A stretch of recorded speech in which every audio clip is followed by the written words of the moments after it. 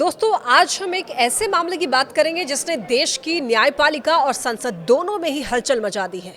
ये मामला है इलाहाबाद हाईकोर्ट के जस्टिस यशवंत वर्मा के खिलाफ लोकसभा में लाए गए महाभियोग प्रस्ताव का। ताज़ा अपडेट ये है कि लोकसभा स्पीकर ओम बिरला ने इस महाभियोग प्रस्ताव को मंजूरी दे दी है और ये प्रस्ताव कुल 146 सांसदों के हस्ताक्षर के साथ पेश किया गया है। स्पीकर ने कहा कि आरोप बेहद ही गंभीर है और जस्टिस वर्मा को पद से हटाने की कार्रवाई जरूरी है।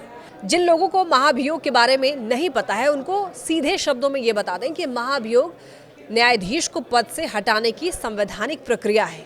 भारत के संविधान के अनुच्छेद 124 के तहत अगर किसी जज पर भ्रष्टाचार, पद का दुरुपयोग या फिर अनैतिक आचरण के गंभीर आरोप साबित हो जाएं, तो संसद उसे हटाने का प्रस्ताव पास कर सकती है।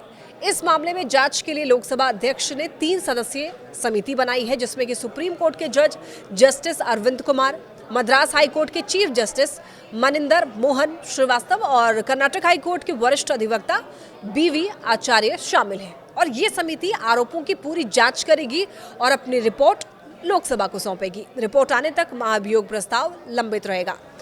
देखिए, मामला दरअसल शुरू होता है 14 मार्च 2025 से। होली की रात करीब 11:30 बजे जस्टिस वर्मा के सरकारी बंगले में अचानक आग लग गई। उस वक्त वो और उनकी पत्नी घर पर मौजूद नहीं थे। आग बुझाने के लिए फायर ब्रिगेड बुलाई गई, लेकिन जब आग पर काबू पाया गया तो घर के अंदर करोड़ों रुपए नगद मिले। बताया जाता है कि एक पूरा कमरा नोटों की गड्डियों से भरा हुआ था। इसके बाद तत्कालीन मुख्य न्यायाधीश संजीव खन्ना ने 3 जजों की एक आंतरिक जांच समिति बनाई। आंतरिक जांच में ये पाया गया कि जस्टिस वर्मा के पास पाई गई नकदी बेहिसाब थी और इसका कोई संतोषजनक सोर्स नहीं बताया जा सका। इन नतीजों के आधार पर CJI ने राष्ट्रपति और प्रधानमंत्री को रिपोर्ट भेजकर महाभियोग की सिफारिश की। जस्टिस वर्मा ने इस रिपोर्ट को सुप्रीम कोर्ट में चुनौती दे दी, लेकिन 7 अगस्त को सुप्रीम कोर्ट ने उनकी याचिका खारिज कर दी। यानी अदालत ने जांच रिपोर्ट को सही माना और महाभियोग की सिफारिश को बरकरार रखा। अब आगे क्या होगा?